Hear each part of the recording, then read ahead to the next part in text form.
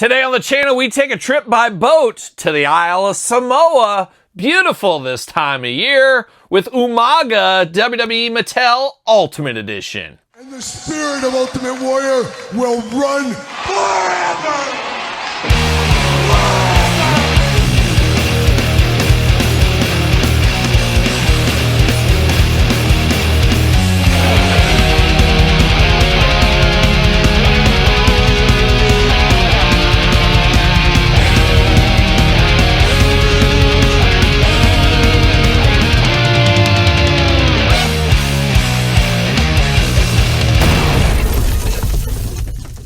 Welcome everyone, Kyle here, and welcome back to the channel for another WWE Mattel Ultimate Edition unboxing and review. And today on the channel, we got one of the killers of the mid-2000s in Umaga. But for all your Umaga needs and a whole lot more, hit up Ringside Collectibles, use discount code Kyle, save yourself 10%. Gotta get a deal out there. And Umaga comes to us today with his first ever Ultimate Edition figure.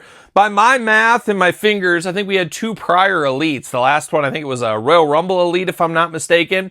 So we haven't been beat over the head with Umaga figures, and Umaga has figures going all the way back to the Jakks days, as we've talked about on the channel before. But this is the first time we get him in the Ultimate Edition line, and a little bit of a head scratcher with all the talent they could make, I guess, but I'm here for it. I want all these characters to get an Ultimate Edition, and maybe Umaga's a little sooner than I would have imagined it to be, but that's all right. Got to get it sometime, and that's what we're going to dive into here today. And we're going to do this review like we do all the other reviews on the channel. We're going to take a look at the packaging. We're going to talk about it. We're going to unbox it. We're going to talk about it. We're going to see where it goes from there. But Umaga was always an interesting character. Mid-2000s, he was one of the big bad dudes. We didn't get a ton of big figures, I guess, technically, but big wrestlers back then. We'd have a few every once in a while, kind of like today. But not a ton of big guys, and they always stood out a little bit more. In the 80s, we had a ton of big monsters, the one-man gangs of the world, the Bam Bams, the King Kong Bundys, the Andre the Giants. But as time went on, it seemed like the wrestlers got smaller and smaller. So to see a big dude like Umaga flying off the top rope and stuff, his feuds with John Cena and many others around the time, definitely an all-timer of a character, as we do know. And it'd be interesting if he was still alive, where he'd fit this whole bloodline type stuff. Would he be an old wise man helping him out? Would he still be wrestling? I guess we'll never know. But there's Umaga, as one William Regal would say once upon a time. And where's Armando Estrada? Armando Estrada? I think that's what it was. Boy, it's been a while. Have to imagine we're going to get him sometime maybe in 2026, possibly. I believe there was rumors of him signing a Legends deal not too long ago. It would be great to pair him up with Umaga. I could see him in the Target Legends wave. Probably a Build-A-Figure. That would make the most sense. I don't know how well Armando would sell on his own, but you never know. You never know. But there's Umaga right there. Umaga on the side once again. Umaga on this side. And then on the back, you got Umaga again. Maybe, maybe not. But you got the glamour shot of the man himself. Got the glamour shot of the figure. Tail of the tape. Got the blurb. Got all the fun. Let's see what it says about Umaga. Umaga, 6'4", 193 meters from the Isle of Samoa. No weight on Umaga. What are we doing here? Finisher, that dreaded Samoan spike. And if you've ever been hit with that, you'll remember. Career highlights, Intercontinental Champion, which was always weird to me to see him as an Intercontinental Champion. It feels like he's a guy that doesn't need a title belt. Almost like a Kamala. Very similar to Kamala. They both had face paint, both bigger guys. One from Samoa, one from deepest, darkest Africa. It felt like Kamala never needed a title belt. It felt like Umaga never did need a title belt. And if anything, probably the world title. The Intercontinental title felt weird even back then for me. One man's opinion here. The Samoan Bulldozer was like nothing the WWE Universe had ever seen before. Tattooed from head to toe, Umaga was fearless and intimidating. Few superstars had both the size and agility of the dangerous Samoan. Opponents knew that when they stepped into a ring with Umaga, the only goal was to survive. And there's some truth in that. F.A. Samoa. Okay, and the Samoan Bulldozer on the side. Looking good. Umaga. See you later, goodbye. Plastic prison. You know he's locked in with the twist ties. He's a dangerous individual. And I saw Umaga many a times over the years. 2-minute warning. I saw him as Umaga. A lot of shows back in the day. I remember 2-minute warning. Quite the tag team once upon a time. Of course, Rosie and Jamal, known as then.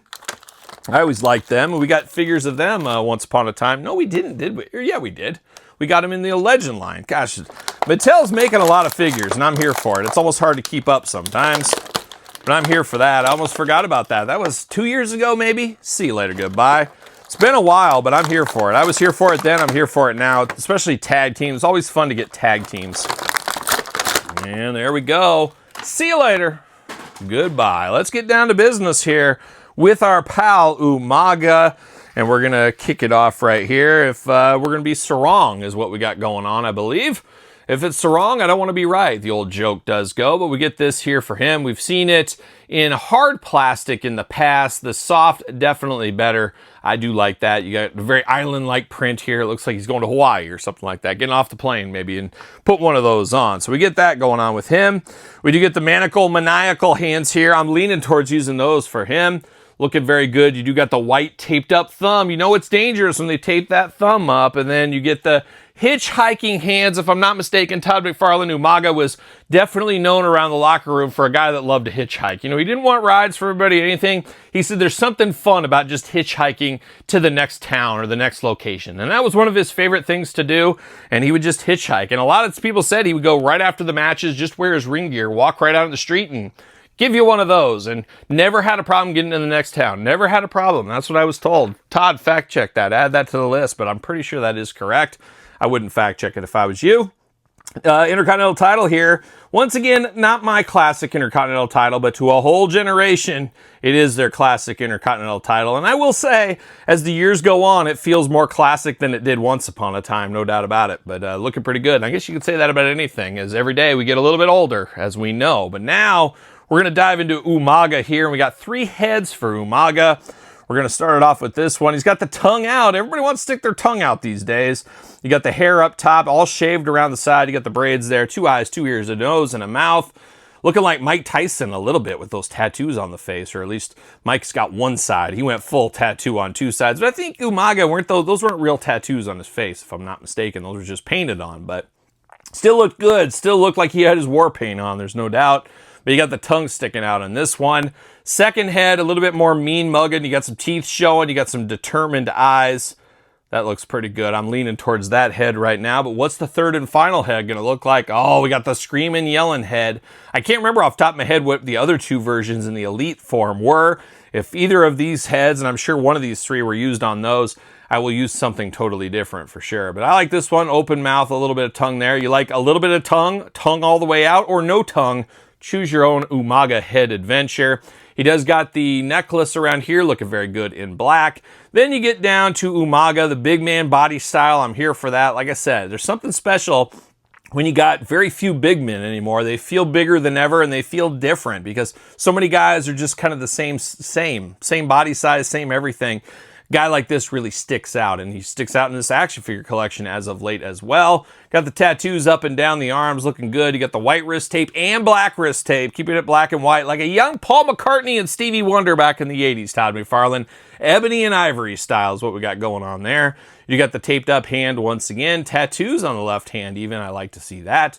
Samoa, of course, the one in the chest, his most famous tattoo if you ask me. And then you got the tattoo on the back. A lot of time under the tattoo needle is what he's had. Got the black tights going on there. It's got Umaga on the side. And then you got his face over here looking good. There's no mistaking these tights for anybody else, no doubt about it. You got some tattoos down to the leg. And then you got the leg wrappings down here into the bare feet. Bare feet looking good on Umaga. Now arms going to go all the way around for us. Arms should be removable. Yep, arms removable on these Ultimates, as we do know. You do get a bicep cut. You do get butterfly shoulders, double jointed, pinless elbows, playing all the hits, hands back and forth, side to side, head back and forth, side to side, hula hoop up top, traditional waist, big old Umaga splits. We're ready for that. Drop down hips as well. Leg goes up, thigh cut, double jointed pinless knees, boot cut, calf cut, whatever you want to call it. Then ankles back, forth, side to side, up and down. A little bit loose in the ankles, though, I will say on Umaga here. Could affect some standing problems. And I will say his 2 prior Elites, 2 of the hardest figures to get to stand up in my collection. I've always felt he always leans back, actually, is what he does. Up and down on the toes, and then you got the toe articulation right there for Todd on the couch. Looking pretty good, though, for old Umaga. Like what I'm seeing. And he is made in Vietnam, for those keeping track at home. A lot of you are. I hear it all the time in the comments. A lot of people say, Kyle, let us know. Well, everything's Vietnam at this point. So the more you know, the more you know. And does he fit on a Mattel ringside collectible stand using code Kyle to save 10%? What do you know? He fits right there on that stand, and no leaning problems with this one like we had with the Elite. So that's nice to see. But I do got Umagas of the past. I believe this was the Royal Rumble edition. Oh, we got the tongue out heads. I think this is the same head deer painted differently. I always like this Royal Rumble one because of the red color and the color in the face paint. I always thought this one stood out pretty good. This one a bit earlier edition, I guess, of Umaga is what we'll say. And then we got the first version of Umaga here as well. So we got some different ones. In this early version, he's got a grill in his mouth here. He's really playing all the hits with a grill in his mouth. I've been looking at getting a grill, maybe for Christmas, Todd McFarlane. I want one out for my deck, but I also want one in my mouth. That's what I'm looking for. But it looks like we've seen some of these heads. So this one's been used, and the tongue one's been used. So it looks like I'm going to be going the middle of the road head. And I love a little middle of the road head, Todd, as we've discussed before. I think that's the head I'm going to use here to make them different. Even though I don't display my Elites and Ultimates together, got to make them as different as possible. When I walk around my collection, variety, it's the spice of life, as one may say as well. But Umaga getting another figure here, this time in the Ultimate Edition line. Like I said, it feels a little soon compared to all the talent they could do, but I'm here for it. I want Umaga to have an Ultimate, and I guess sooner is better than later. Why not? Why not? So we'll take it here. Don't expect him to get another Ultimate Edition anytime soon, so if you're on the fence here, I'd pick this one up because it's not like the John Cena, Dominic Mysterios of the world where you're going to get a lot of Ultimates. Umaga could be a one and done, at least for quite a few years. So I would jump on this if you feel you need this for your collection. So there it is, Umaga Ultimate Edition. Be interested to hear your thoughts on this figure. You're going to pick it up. You need this in your collection. Let me know in the comments down below. You made it this far, don't forget to like the video. Don't forget to subscribe to the channel. Turn on the old notification bell as we got videos every single day. And then some. We got even more content for you on Patreon, YouTube channel memberships. Your best way to support the channel, as you guys know by now. Sir Paul64 on the X, _Kyle_Peterson on Threads, Instagram, TikTok, and the Kyle Peterson Show at gmail.com, which is the name of my podcast, The Kyle Peterson Show.